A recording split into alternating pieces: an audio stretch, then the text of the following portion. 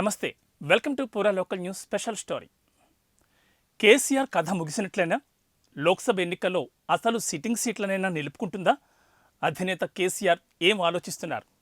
ఎన్నికల్లో ఎలా ముందుకెళ్లాలి అనుకుంటున్నారు? బీఆర్ఎస్ బీఎస్పీ పొత్తు లోక్సభ ఎన్నికల్లో కలిసొస్తుందా? అసెంబ్లీ ఎన్నికల్లో బీఆర్ఎస్ ఓటమి పార్లమెంట్ ఎన్నికలపై ప్రభావం చూపబోతోందా? What the story?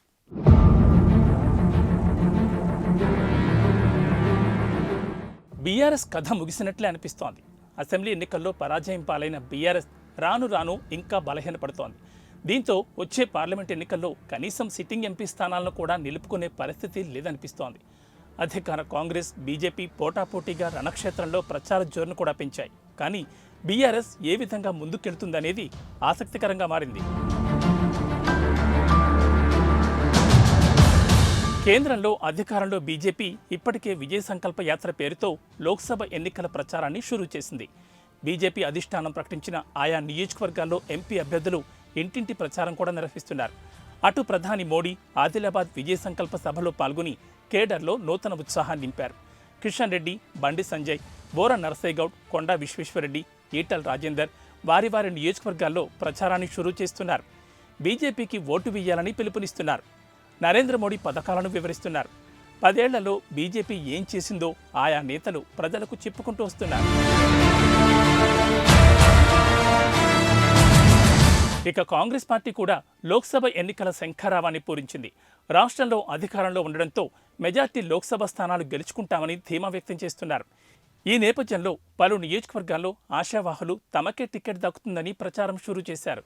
తాజాగా ఏఐసీసీ కూడా ఎన్నికల ప్రచారాన్ని ప్రారంభించింది. సీఎం రేవంత్ రెడ్డి మహబూబ్ నగర్ నుంచి కాంగ్రెస్ పార్టీ ఎన్నికల ప్రచారాన్ని షురూ చేశారు. మెజారిటీ స్థానాల్లో గెలుపొందేందుకు ముఖ్య నేతలు ప్రణాళికలు సిద్ధం చేయాలని TPCC chief CM Revanth Reddy party శ్రేణులకు సూచించారు.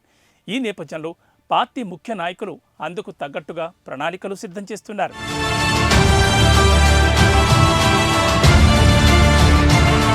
ఈ నేపథ్యంలో బీఆర్ఎస్ పరిస్థితి ఏంటనేది ఆసక్తికరంగా మారింది.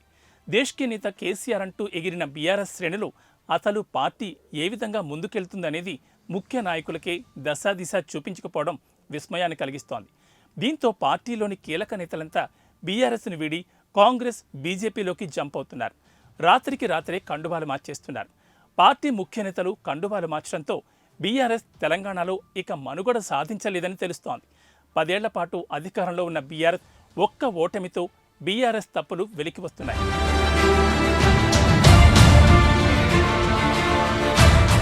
అధికార అహంకారంతో అధికార గర్వంతో విర్రవీగిన నేతలంతా ఇప్పుడు చతికిలపడిపోయారు. మా అధినేత దారెటు అంటూ బీఆర్ఎస్ ముఖ్య నాయకులే చెవులు కొరుక్కుంటున్నారని తెలుస్తోంది. అటు ఆర్ఎస్పీతో పొత్తు కట్టి వచ్చే ఎన్నికల్లో ముందుకెళ్లాలి అనుకోవడం రాజకీయ వర్గాల్లోనూ చర్చనీయాంశంగా మారింది.